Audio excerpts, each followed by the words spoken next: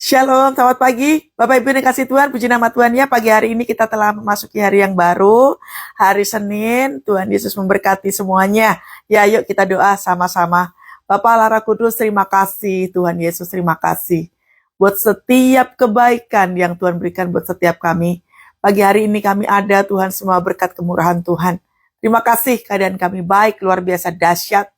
Penyertaan Tuhan baik bagi setiap kami. Tuhan, kami mau duduk sebagai seorang murid. Berbicaralah kepada kami semua. Kami mau mendengar Tuhan. Ajar kami, didik kami. Supaya kami bisa belajar banyak daripadamu. Terpujilah nama Tuhan kami. Haleluya. Amin. Yes. Haleluya. Haleluya. Ya, tema kita pagi hari ini adalah perhatikan cara kamu hidup. Buka kitabnya saudara di kitab Efesus 5, ayatnya yang ke-15. Kita akan belajar 3 ayat hari ini. Ya. Perhatikan cara kamu hidup. Mari kita baca sama-sama. Efesus 5 ayat yang ke-15 dikatakan demikian. Karena itu perhatikanlah dengan seksama bagaimana kamu hidup.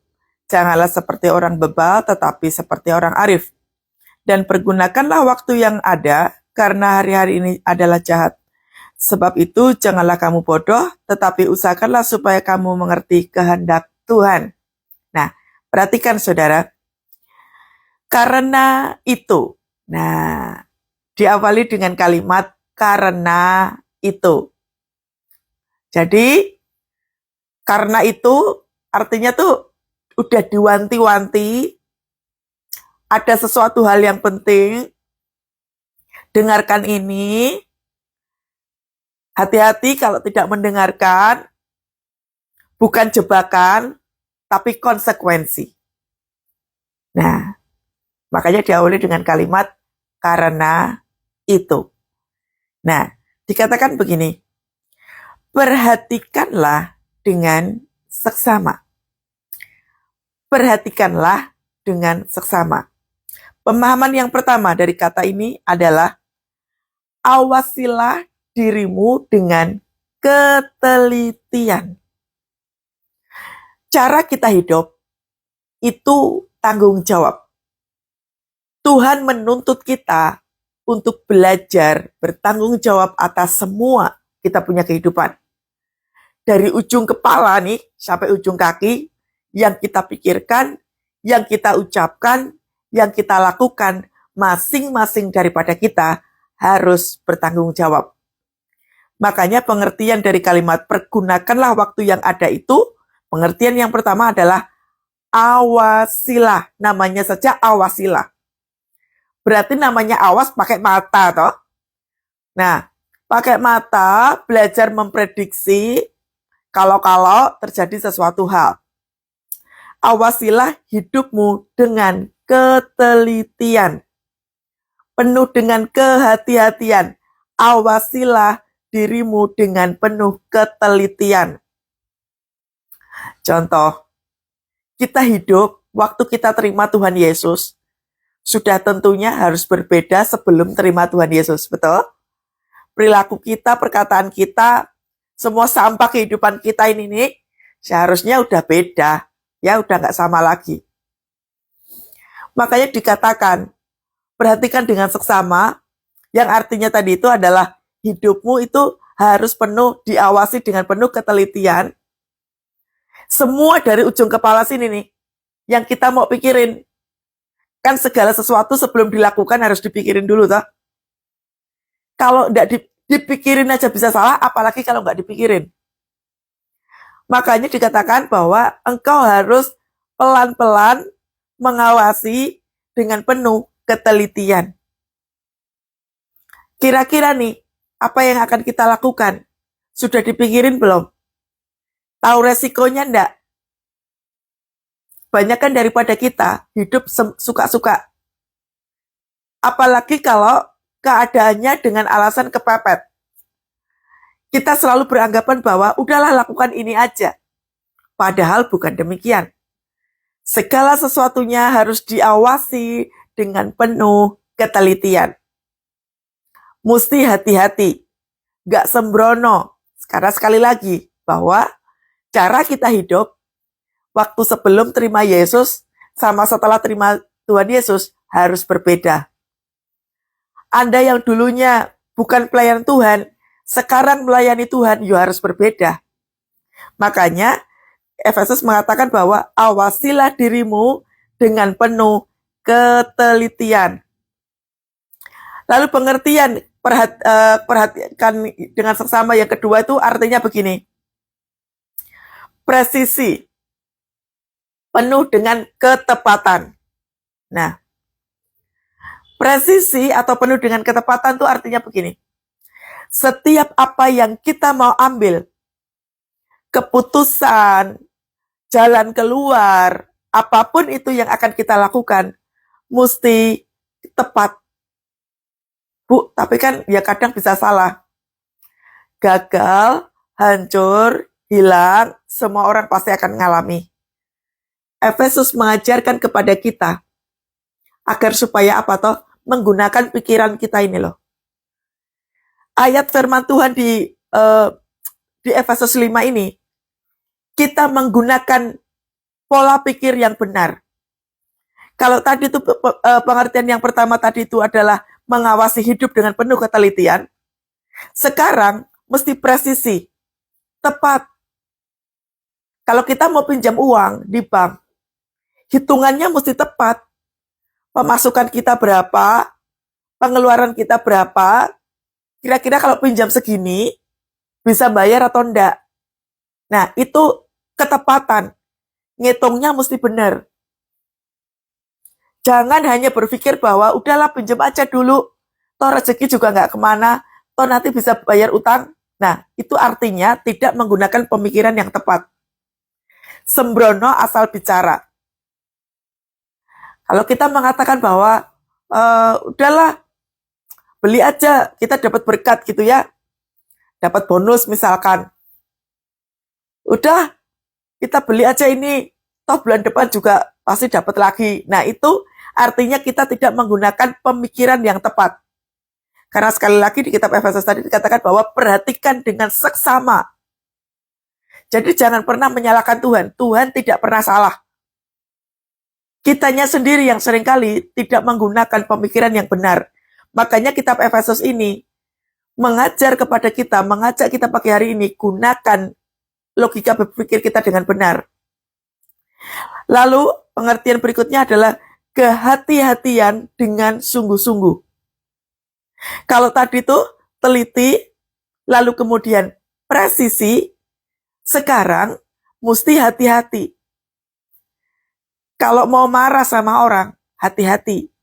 Bahwa resikonya adalah kita akan ngutuk. Apalagi kalau hati kita terluka, kita ditipu sama orang, kita diperlakukan orang dengan sangat tidak baik. Efesus mengingatkan kepada kita, gunakan pemikiran dengan penuh kehati-hatian. Hati-hati. Hati-hati terhadap apa yang kau pikirkan, hati-hati terhadap apa yang kau ucapkan. Pasangan suami istri bagaimana bisa bercerai, bagaimana bisa mengalami satu pemisahan, mulut. Dosa mulut, dosa berpikir. Efesus mengajarkan kita kepada kita hari ini adalah hati-hati. Kalau tadi waspada dalam hal ketelitian, kemudian tepat, yang ketiga adalah hati-hati. Karena segala hal apa yang kita pikirkan, apa yang kita ucapkan, biasanya itu yang kita lakukan. Sekalinya salah, ya sudah mengandung resiko. Seorang anak, saya saya ketemu sama konseli beberapa kali gitu ya, dalam waktu beberapa bulan ini. Kebanyakan adalah anak-anak muda, usia 17 tahun, 20 tahun gitu ya. Mereka mengalami gangguan mental karena apa? Orang tua melakukan KDRT. Kebiasaan memperkatakan apa yang tidak baik terhadap istri atau terhadap suami, terhadap anak. Ketidakmampuan menggunakan pola pikir yang benar membuat seseorang nggak teliti, nggak hati-hati, nggak awas-awas. Resikonya adalah anak mengalami gangguan mental. Berapa banyak saya menemukan anak-anak muda mengalami gangguan mental karena apa? Orang tua. perilakunya, kata-katanya, nggak bisa kasih contoh. Nah, Efesus ini mengingatkan kepada kita, karena itu perhatikan dengan seksama. Tadi sudah saya katakan bahwa kenapa diawali dengan kalimat karena itu. Karena waktu kita tidak memperhatikan dengan sungguh-sungguh, kalau kita nggak presisi, kalau kita tidak dengan penuh kehati-hatian, resikonya bisa fatal, Pak, Bu. Dampak yang akan kita alami, baik terhadap keluarga kita, anak-anak, bisnis, usaha, keadaan perekonomian kita, ketika kita tidak mendengar dengan sungguh, ketika kita tidak berpikir dengan sungguh, ketika kita tidak melakukannya dengan penuh kehati-hatian, resikonya bisa fatal.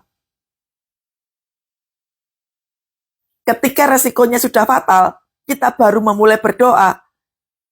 Sementara Tuhan butuh waktu untuk memperbaiki, kita udah teriak-teriak duluan sama Tuhan. Tuhan membiarkan saya begini, Tuhan tidak menolong kami. Bahkan ada kalimat begini, kenapa Tuhan membiarkan saya bercerai? Nah, Tuhan lagi yang disalahkan. Padahal ini firman Tuhan sudah ditulis dari sejak kita belum lahir. Ini sudah ada, kitanya aja yang nggak mau baca. Pengertian berikutnya tentang perhatikan dengan sesama itu adalah waspada. Kalau kita nggak hati-hati dengan sungguh, rumah kenapa harus ada pintu? Rumah kenapa harus ada pagar? Salah satunya adalah supaya pencuri nggak masuk. Kita seringkali tidak waspada terhadap pekerjaan iblis.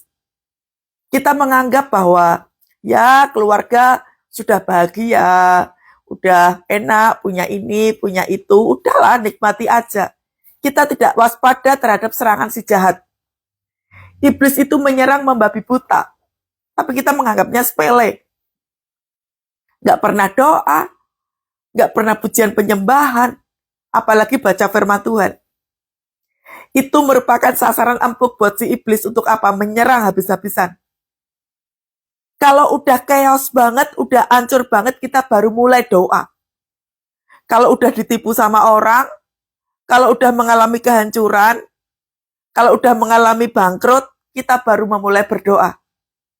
Makanya langkah kakinya untuk naik ke atas bukit itu susah sekali. Biasanya nggak pernah bangun pagi-pagi untuk berdoa, sekarang harus bangun. Biasanya harus baca firman Tuhan, biasanya nggak pernah baca firman Tuhan, terus kemudian baca firman Tuhan. Melangkahnya di awal pasti berat. Itulah kenapa kitab Efesus mengatakan bahwa waspada. Waspada terhadap serangan-serangan iblis. Jangan pernah menyepelekan jam doa. Jangan pernah menyepelekan jam saat teduh. Banyak orang hari-hari ini terlalu sibuk, sok sibuk malah. Merasa sudah diberkati Tuhan. Sok sibuk. Nah, makanya kitab Efesus mengatakan perhatikan dengan seksama bagaimana cara kita itu hidup. Karena sekali lagi kita dikasih kehidupan sama Tuhan, ada tanggung jawab yang harus kita lakukan.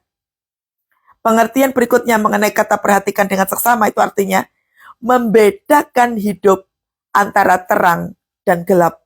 Kebangetan banget kalau kita itu pengikut Kristus nggak bisa membedakan mana terang, mana gelap. Mana dosa, mana tidak. Kebangetan kalau kita tidak bisa membedakan itu. Nggak perlu discerning spirit. Yang itu perlu buat setiap kita. Tetapi yang penting itu adalah begini. Membedakan antara hidup terang dan gelap hanya firman Tuhan yang bisa menuntun kita. Itulah kenapa semakin kita tidak pernah buka baca firman Tuhan, semakin firman Tuhan nggak pernah kau baca, semakin hidupmu mendekati gelap. Sudahlah. Karena firman Tuhan itu adalah tuntunan. Setiap langkah, setiap pikiran, setiap perkataan, setiap keputusan daripada kita punya kehidupan, tuntunannya ini. Berapa banyak orang gali lubang, tutup lubang, karena apa? Kejebak utang. Utang. Biasanya kalau udah utang, perilaku berikutnya adalah apa? Minta bantuan, minta sana sini, utang sana sini. Akhirnya apa? Gali lubang, tutup lubang. Nah, hidup harus tahu antara terang dan gelap. Firman Tuhan tuntunannya. Gak ada yang lain. Orang ngapain tanya sama saya, Bu, kalau sudah bercerai, kira-kira boleh menikah lagi atau enggak? Biasanya pertanyaan kayak gini nggak mau saya jawab. Yang pertama adalah engkau tidak berdoa. Yang kedua, engkau tidak tahu firman. Yang ketiga, engkau egois. Pertanyaan-pertanyaan model kayak begini tidak akan pernah saya jawab. Pertanyaan ngawur. Anda tidak perlu tanya seperti ini. Harusnya Anda tahu. Makanya kalimat perhatikan dengan seksama ini, pengertian yang berikutnya itu adalah membedakan hidup dari terang dan gelap.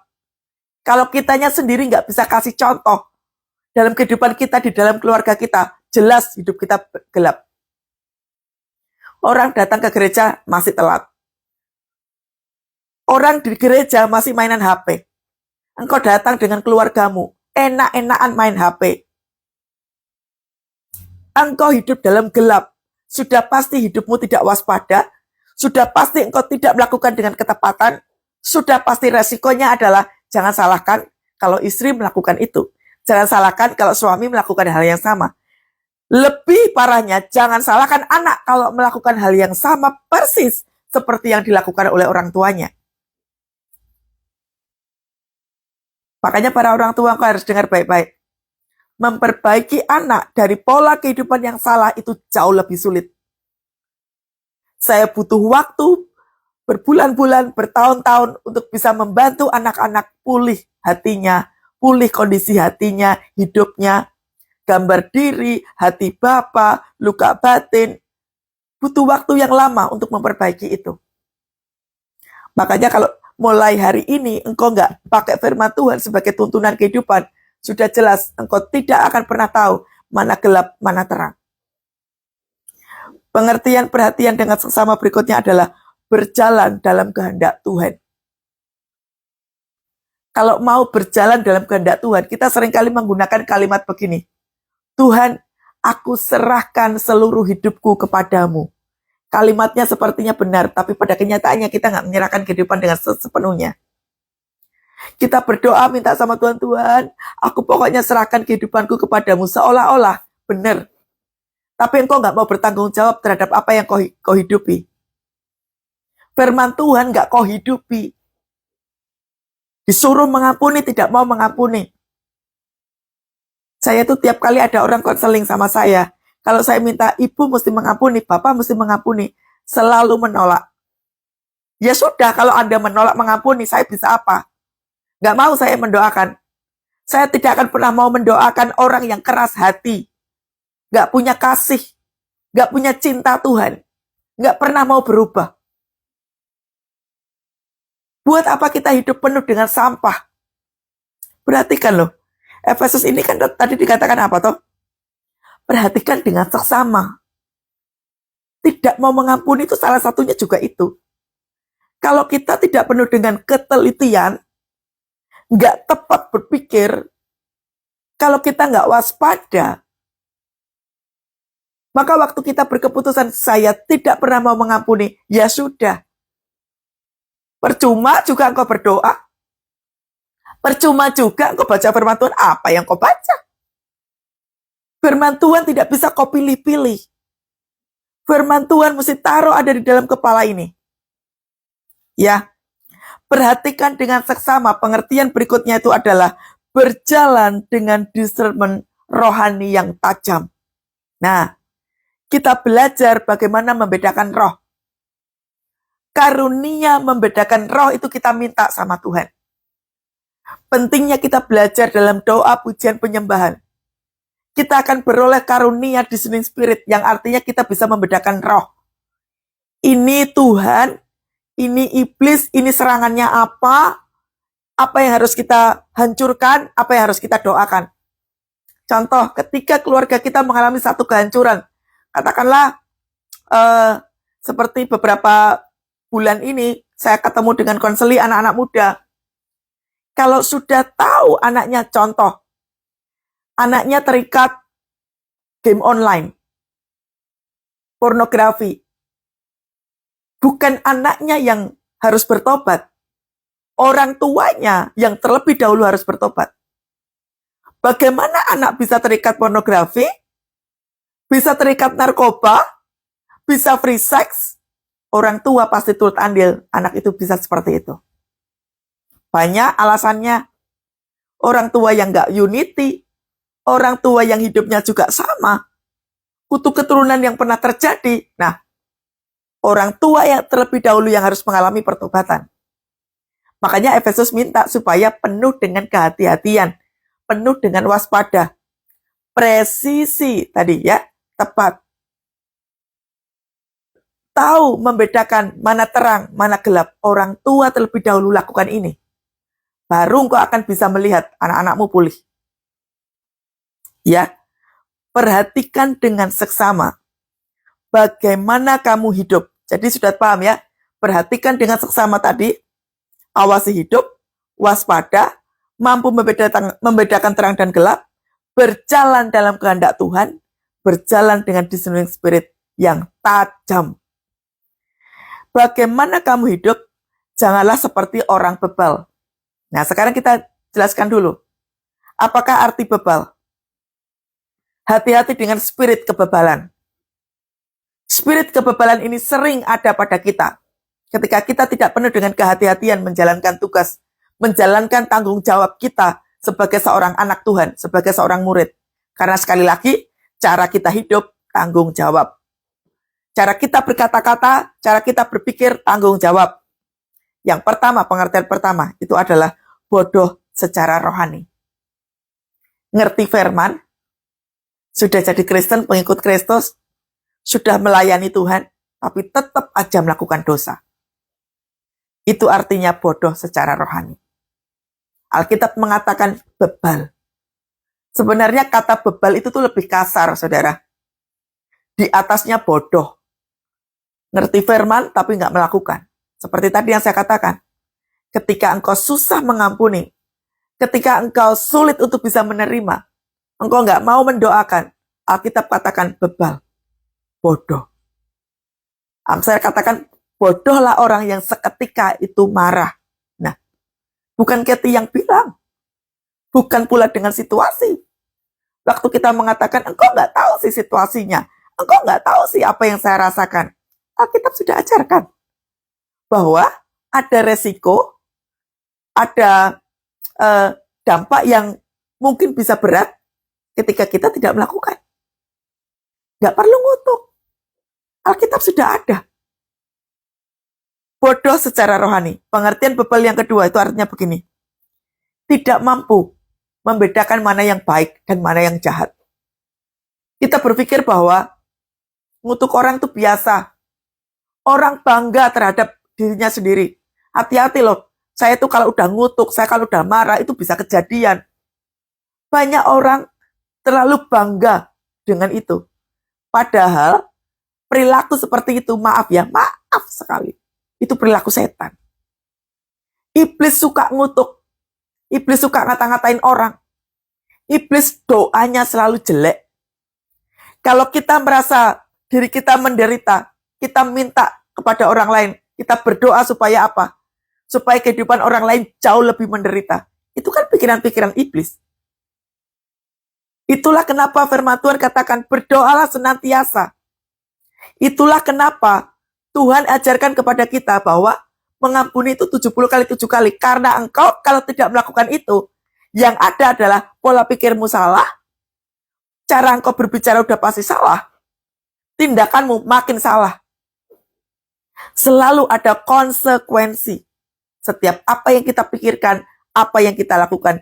Ketika kita tadi tuh nggak melakukan dengan seksama. Bodoh secara rohani, nggak bisa bedain mana yang baik dan mana yang jahat. Berapa banyak orang memilih bercerai? Karena ego pribadi, ego orang tua. Sok paling benar. Tapi engkau nggak memperhatikan kondisi anak-anak.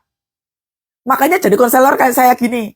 Kalau ketemu anak-anak yang rusak mentalnya, rusak kehidupannya, rusak masa depannya, benerinnya susah. Ngerti enggak?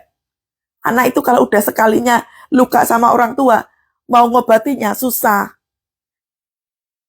Makanya para orang tua mesti hati-hati banget dalam engkau hidup. Ini kitab Efesus gak sembarangan bicara. Karena konsekuensinya bisa sefatal itu. Pengertian bebal yang ketiga itu artinya begini. Hidup tanpa tuntunan Roh Kudus. Nah, itu hati-hati sekali. Kenapa bisa dikatakan bebal? Kenapa bisa dikatakan bodoh? Karena waktu kita hidup tidak berdasarkan tuntunan Tuhan, kita akan menggunakan pola logika kita sendiri. Logika kita yang paling jalan. Udahlah Tuhan gak tolong, Bu. Pinjaman online aja lah paling cepat. Firman Tuhan katakan apa? Bodoh, bebal. Engkau gak ngikutin tuntunan Roh Kudus. Tadi sudah dikatakan toh, perhatikan dengan seksama. Tadi pengertiannya apa? Berpikir dengan hati-hati, penuh ketelitian, presisi, dan waspada. Pinjaman online itu bunganya ngawur. Kita kalau mau utang, harus hitung dulu toh. Pemasukannya berapa, pengeluarannya berapa, mampu ndak nanti bayar. Jangan karena berpikir harus dibayar, Bu. Udah kepepet, Bu. Udah nggak ada apa-apanya ini, Bu. Firman Tuhan katakan apa? Engkau tidak mengikuti tuntunan Roh Kudus. Makanya Efesus katakan bagaimana cara kamu hidup, jangan seperti orang bebal. Engkau nggak penuh dengan kehati-hatian. Sama seperti waktu kita ngutuk orang, penuh dengan kemarahan, kita ngata-ngatain orang, dikatakan bebal. Engkau tidak ngikutin tuntunan. Tuntunannya Tuhan apa? Ampuni, berkati, kasihi. Namanya mengampuni, memberkati, mengasihi. Yo nggak berteman lagi juga yo nggak apa-apa. Nggak berhubungan lagi juga nggak apa-apa. Karena resikonya adalah waktu kita tidak melakukan itu, kita berubah jadi manusia jahat. Apakah manusia jahat? Ngutuk itu manusia jahat. Ngata-ngatain orang. Kita karena orang tuh penuh sampah, penuh luka di hati. Ketemu sama siapa aja, nyeritain si itu lagi, ngomongin si itu lagi. Engkau menebar kebencian ke orang-orang.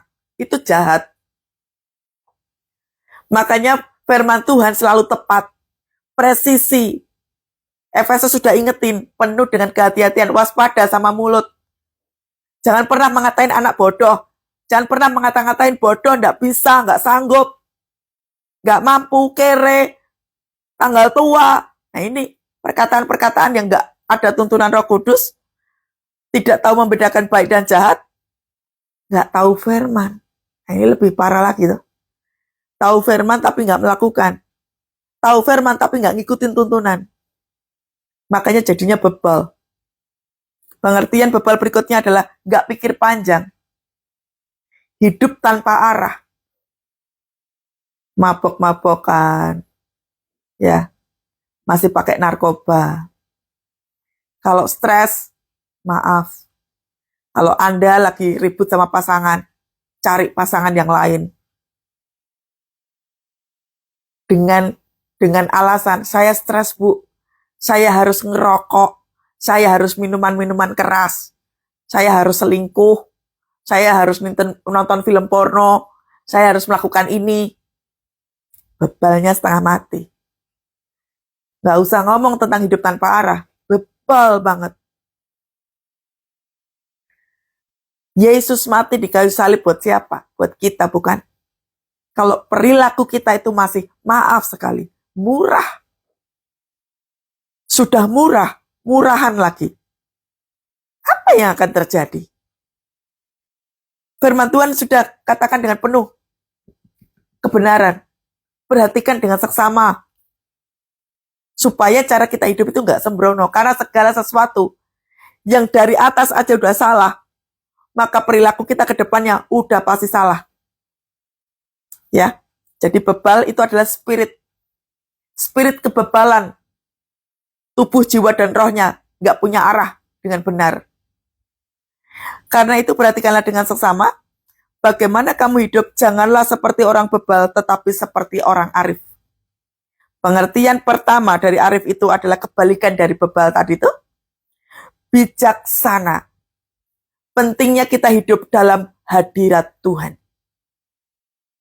Coba, kalau seandainya nih, Yusuf waktu dijual oleh kakak-kakaknya, waktu hendak dibunuh, kalau Yusuf tidak mendengar suara Tuhan, kalau Yusuf tidak mengampuni, Maka Yusuf, yang pertama, destiny ilahi tidak akan pernah terjadi. Yang kedua, Yusuf tidak akan pernah bisa menolong keluarganya. Yang ketiga, Yusuf tidak akan mungkin bisa membangkitkan perekonomian yang ada di Mesir waktu itu. Setiap daripada kita dipersiapkan Tuhan. Masing-masing daripada kita, Anda dan saya pasti dipersiapkan Tuhan untuk tujuan yang berbeda.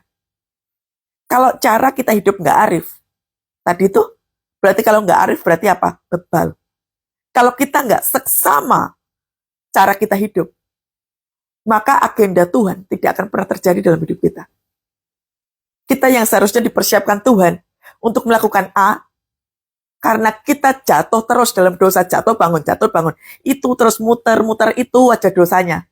Kita nggak akan pernah bisa menjadi apa-apa. Kita terlalu muter-muter. Bangsa Israel, bagaimana bisa 40 tahun? Saya rasa lebih daripada itu. Bagaimana bisa sesusah itu bangsa Israel keluar dari Mesir? Bagaimana sesusah itu bisa dapat makanan, bisa dapat minuman, bisa hidup selamat? Bagaimana bisa sesusah itu? Karena apa? Nggak bisa menjaga pola pikir dengan benar, nggak bisa ngomong dengan benar. Negatif semua. Makanya contoh orang bebal adalah bangsa Israel yang dibawa keluar dari tanah Mesir, banyak ngomong. Efesus pagi hari ini mengingatkan kepada kita, hati-hati. Penuh dengan seksama. Ya, arif itu artinya bijaksana. Hidup dalam hikmatnya Tuhan. Bukan hikmat manusia. Hikmat Tuhan itu pasti hati-hati. Waktu kita mau melakukan segala sesuatunya, kita mau ambil keputusan, kita mau mengerjakan apa saja, hati-hati. Kita butuh tuntunan Tuhan. Kita butuh keputusan Tuhan. Seringkali kita cuma laporan, Tuhan, aku mau bikin usaha. Tolong berkati. Tolong Tuhan, supaya bisnis usaha ini besar, bisa bayar utang, bisa bayar sekolah, bisa dapat kebebasan secara finansial. Berkati Tuhan. Tuhannya belum ngomong apa-apa. Kira-kira boleh apa enggak bikin usaha itu? Tuhan belum ngomong apa-apa. Begitu kita mengalami kebangkrutan, kita ditipu sama orang, kita nyalain Tuhan. Segala sesuatunya itu, tunggu Tuhan bicara apa. Memang betul, engkau sudah doa. Pertanyaannya, Tuhan sudah jawab atau belum? Jangan melakukan apa-apa sebelum Tuhan ngomong. Biasakan mendengar suara Tuhan. Caranya piye Bu mendengarkan suara Tuhan? Bagaimana caranya engkau melatih anakmu supaya kenal sama dirimu? Bagaimana? Tahu kan caranya? Supaya anakmu nggak lupa sama engkau tuh, tahu kan caranya? Ya seperti itu. Bagaimana caranya engkau bisa mendengar suara Tuhan? Sebagaimana engkau mengajarkan anakmu. Anakmu bagaimana caranya supaya tahu membedakan suara mamanya, suara papanya, daripada suara tetangganya. Wes, caranya kayak gitu, udah usah tanya lagi. Pengertian arif yang kedua, itu artinya begini. Peka terhadap suara Roh Kudus. Nah, seperti tadi yang saya bilang. Kalau iblis berusaha intimidasi kita dengan ketakutan, kekhawatiran, kecemasan, apa yang harus kita lakukan? Doa, pujian penyembahan. Doa, pujian penyembahan. Itu terus. Anda harus berani masuk dalam hadirat Tuhan. Lebih dalam lagi. Praise and worship. Agungkan Tuhan. Karena waktu kita praise and worship, kita sedang menghempaskan segala macam intimidasi iblis. Yang mengganggu, seliweran mengganggu kita. Makanya kita mesti peka dengan suara Roh Kudus. Aku harus doa apa? Aku harus mematahkan spirit apa? Aku harus melakukan apa ini? Daud waktu mengalahkan Goliat, sekalipun Daud merasa dirinya mampu, sekalipun Daud udah memenangkan berapa kali tuh dalam pertandingan, tapi Daud selalu bertanya sama Tuhan. Daniel bagaimana bisa masuk ke lubang singa? Dia sedikit pun singanya nggak gerak. Bagaimana caranya itu? Peka terhadap suara Tuhan. Berjaga-jaga senantiasa. Tipe-tipe seperti Daud, seperti Daniel, seperti Nehemia, Esther, Yusuf. Itu adalah tipe-tipe orang yang hidupnya penuh dengan seksama. Jauh dari kata kebebalan. Hidupnya penuh dengan kearifan. Bijaksana, peka terhadap suara Roh Kudus. Pengertian arif berikutnya itu adalah tahu kebenaran. Kebalikannya dari bebal tadi itu, hidup penuh dengan tuntunan Tuhan. Kalau seandainya saya begini, waktu saya tetap menjalankan saya punya bisnis usaha, pola saya berpikir, ya saya butuh makan, keluarga saya butuh makan. Kalau saya berpikir bahwa udahlah, saya harus tetap menjalankan bisnis usaha tanpa saya tanya sama Tuhan, besar kemungkinan saya tidak menjadi hamba Tuhan seperti ini. Besar kemungkinan agenda Tuhan tidak akan pernah terjadi. Karena saya memilih jalan saya sendiri. Saya tetap bekerja, saya tetap berusaha. Nggak salah sih bekerja dan usaha. Cuma pertanyaannya, disuruh Tuhan atau tidak? Saya lagi mau dibawa sama Tuhan itu kemana? Saya harus jelas. Sama terhadap saudara juga begitu. Setiap daripada kita mesti jelas, tahu arahnya. Anda lagi dipersiapkan Tuhan sebagai apa? Jangan hanya menjadi hamba Tuhan yang minta-minta terus. Maunya semuanya, paket lengkap, dipenuhi. Tapi kitanya sendiri nggak berguna.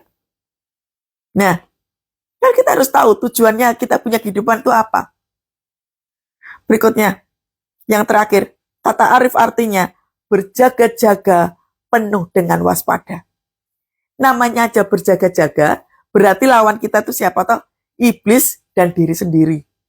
Musuh terbesar diri sendiri toh. Tidak bisa mengampuni, susah mengucap syukur, tidak kuat di dalam tantangan, musuh terbesarnya itu kita sendiri. Keputusan-keputusan yang salah, cara berpikir yang salah, kehidupan sembrono, itu diri kita. Gak semuanya salah iblis loh. Makanya, perhatikan dengan sesama tadi itu, mesti teliti, mesti presisi, mesti waspada, ikutin tuntunan, mendengar dengan seksama. Itu. Sebab, kalau kita di ayat yang ke-15 tidak melakukannya, ayat yang ke-16 diingatkan kembali. Pergunakanlah waktu yang ada. Jadi jangan tunda-tunda artinya. Sekarang ya sekarang. Tidak ada namanya waktu terlambat, itu tidak ada. Kecuali kitanya sendiri yang berkeputusan telat. Pergunakanlah waktu yang ada karena hari-hari ini adalah jahat. Kalau firman Tuhan sudah diingetin kayak gini, mbok yao, mulailah engkau doa, mulailah engkau belajar firman, belajar nyembah Tuhan yang benar. Saya sudah mengajarkan caranya doa profetik seperti apa. Mbok yao, dilakukan. Sudah tahu firman Tuhan katakan hari-hari ini adalah jahat. Apanya yang jahat, saudara? Pengen tak keluarga kita tuh dihancurin sama iblis? Mau? Rumahmu nggak usah mbok pagar. Rumahmu nggak usah mbok kunci pintunya. Maling masuk tak? Perampok masuk? Sama. Waktu cara kita punya kehidupan sembrono, kita seperti tidak menaruh pagar, kita seperti tidak kunci pintu. Jangan salahkan kalau perampok masuk, jangan salahkan kalau pencuri masuk. Barangmu hilang. Mesti waspada, lihat. Pergunakan waktu yang ada. Artinya sekarang kau dengar ya laku no. Jangan tunggu nanti. Pengertian ayat yang ke-16, pergunakan waktu yang ada, pengertian berikutnya tuh kayak begini. Waktu engkau diberkati Tuhan, hati-hati sama berkat yang kau terima. Jangan kabur dari Tuhan. Sekali lagi, jangan seperti anak bungsu yang begini. Anak bungsu yang minta semua warisannya. Begitu terima warisan itu, anak bungsu itu foya-foya, mabuk-mabukan, pesta pora. Begitu habis, maaf sekali, jadinya kere. Ampas babi pun dimakan. Padahal sebelumnya apa? Kaya raya. Karena hidup yang tidak waspada tadi itu, tidak dengan seksama, tidak presisi, tidak tepat dalam ketepatan, makanya mengalami kehancuran. Punya duit banyak, tiba-tiba mesti makan sampah babi. Apa ndak ngenes?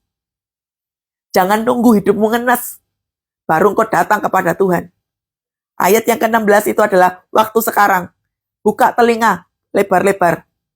Kalau Tuhan udah bicara, yo lakukan. Pergunakan waktu yang ada karena hari-hari ini jahat. Ayat yang terakhir, sebab itu janganlah kamu bodoh. Tadi bodoh itu apa? Bebal, tidak bijaksana, tidak waspada, tidak penuh dengan kehati-hatian, tidak ikutin tuntunan roh, tidak ikutin arah, tidak mendengar dengan baik. Nah itu, pengertian janganlah kamu bodoh. Tetapi usahakanlah supaya engkau mengerti kehendak Tuhan. Apakah maksudnya mengerti kehendak Tuhan? Segala sesuatu yang kita lakukan itu, biarkan sesuai dengan rencana Tuhan. Jangan pakai pikiran sendiri. Jangan main logika terus-menerus. Engkau akan lama-kelamaan menjadi bebal. Berapa banyak orang-orang sekarang ini datang kepada saya, Bu, saya konseling, Bu. Saya minta tolong, Bu, saya sudah ancur-ancuran. Kapan hari saya pernah menolak salah satu orang yang mau datang ke kelepasan sama saya. Bu, saya mau pelepasan, Bu, tolong saya. Baru bercerai 2 hari yang lalu. Terus tiba-tiba Anda datang kepada saya minta pelepasan. Pelepasan itu bertobat dulu. Namanya pelepasan itu tuh engkau harus mempersiapkan diri hidup dalam pertobatan dengan sungguh-sungguh. Lawang baru 2 hari loh. 2 hari bercerai dan keputusan bercerai itu dari dia sendiri. Kok minta pelepasan? Nggak bisa. Pelepasan itu adalah keputusan untuk hidup dalam pertobatan. Bukan nyuruh hamba Tuhan membersihkan roh-roh jahat yang ada dalam diri kita. Memangnya dipikir hamba Tuhan itu tukang sapu, tukang bersih-bersih. Pelepasan itu adalah keputusan kita hidup dalam pertobatan. Jangan pernah nyuruh-nyuruh hamba Tuhan untuk bersih-bersih roh jahat yang ada dalam dirimu. Berapa banyak orang melakukan pelepasan tapi nggak lepas.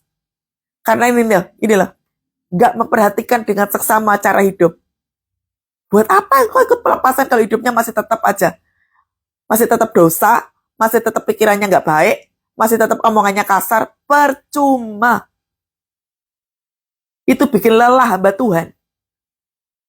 Pelepasan itu artinya apa? Engkau berkeputusan hidup dalam pertobatan terlebih dahulu, engkau mengakui semua dosa dan pelanggaranmu, engkau menerima Tuhan secara utuh, baru setelah itu engkau datang kepada hamba Tuhan. Tolong saya mau pelepasan. Itu urutan yang benar. Gak asal begitu hidupmu hancur-hancuran baru engkau datang hamba Tuhan. Saya minta pelepasan. Gak ngono carane. Gak kayak gitu. Karena di kitab Matius 7 kali lipat iblis akan mengirimkan pasukannya jauh lebih dahsyat. Habis pelayanan pelepasan makin ancur-ancuran bio banyak. Saya pernah mendoakan salah satu anak komsel saya. Udah pelepasan, dia sudah minta ampun karena hidup dalam free sex. Wes pelepasan loh. Wes bener hidup dalam pelayanan, hidupnya gak hati-hati. Udah, free sex, menikahnya sama beda agama, wes toh.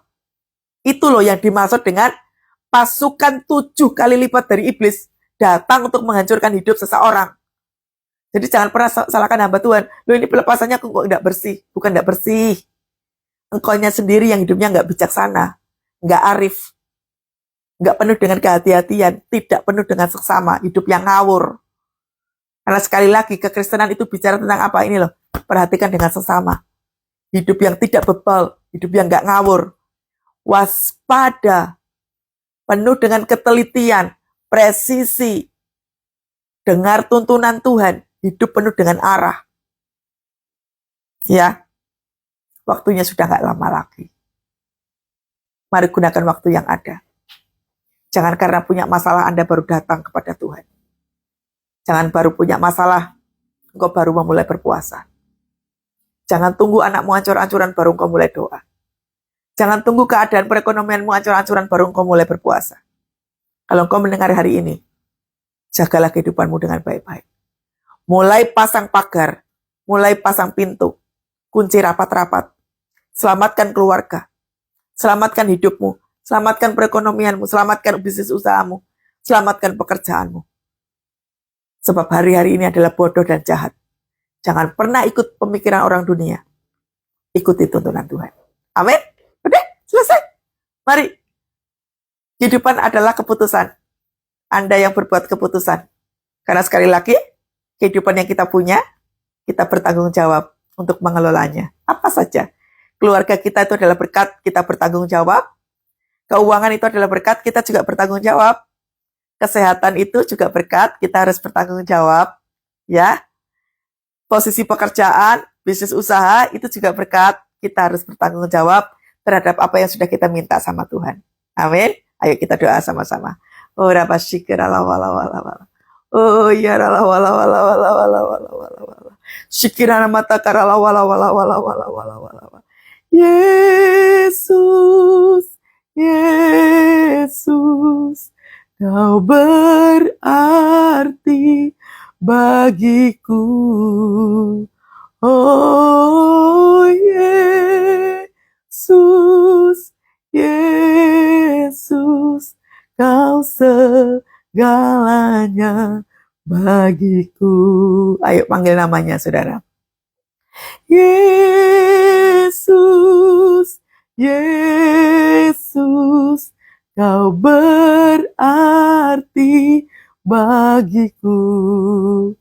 Oh Yesus, Yesus, Kau segalanya bagiku. Terima kasih Tuhan buat firman Tuhan pagi hari ini. Engkau mengajar kepada kami kembali bagaimana kami harus hidup penuh dengan kehati-hatian. Ampuni kami ya Tuhan, sewaktu kami tidak bertanggung jawab terhadap apa yang sudah kami minta kepadamu. Kami tidak menjaganya dengan benar.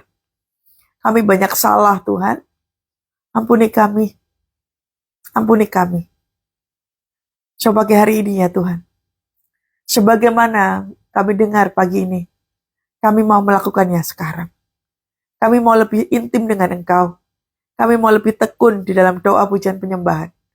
Kami mau waspada. Kami mau berjaga-jaga. Kami mau sungguh-sungguh di dalam Engkau.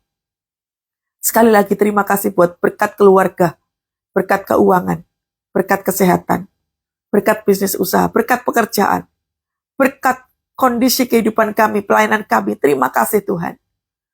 Sungguh kami bangga punya Tuhan seperti-Mu. Ajar kami masing-masing untuk bertanggung jawab terhadap apa yang ada di depan kami. Kami bertanggung jawab apa yang kami pegang. Kami bertanggung jawab atas apa yang Tuhan sudah berikan buat kami. Ajar kami, tuntun kami. Bagaimana kami mengelolanya, mengerjakannya, persis seperti apa yang Tuhan mau dalam hidup kami. Terima kasih Tuhan. Kami percaya kepadamu. Hari ini adalah hari Senin. Tuhan berkati hari ini. Kami berkatakan kami memberkati. Shalom Tuhan turun di hari ini. Semua apa yang kami kerjakan, Tuhan buat berhasil. Apa yang kami kerjakan sesuai tuntunan Tuhan. Apa yang kami kerjakan, kami menanti-nantikan Tuhan. Berkati pagi hari ini ya Tuhan. Dengan pengurapan yang baru daripada Engkau. Tuntunan Tuhan mengarahkan hidup kami. Terima kasih, terima kasih. Kami percaya kami akan mengalami kemenangan. Kami percaya hidup kami akan dipulihkan Tuhan. Kami percaya cara kami hidup pasti akan mengalami pemulihan yang dahsyat daripada Engkau. Terima kasih ya Tuhan. Mari angkat tangan bersama-sama. Dan kiranya berkat daripada Allah Bapa, Putra dan Roh Kudus menyertai kita semua mulai pagi hari dan sampai selama-lamanya. Setiap apa yang kita kerjakan Tuhan buat menjadi berhasil. Diberkati berlimpah, limpah, limpah. Haleluya. Amin. Haleluya. Tuhan Yesus dahsyat. Tuhan Yesus luar biasa. Oke, saudara. Selamat beraktivitas. Selamat hari Senin. Tuhan Yesus berkati. Sampai ketemu besok pagi. Shalom semuanya.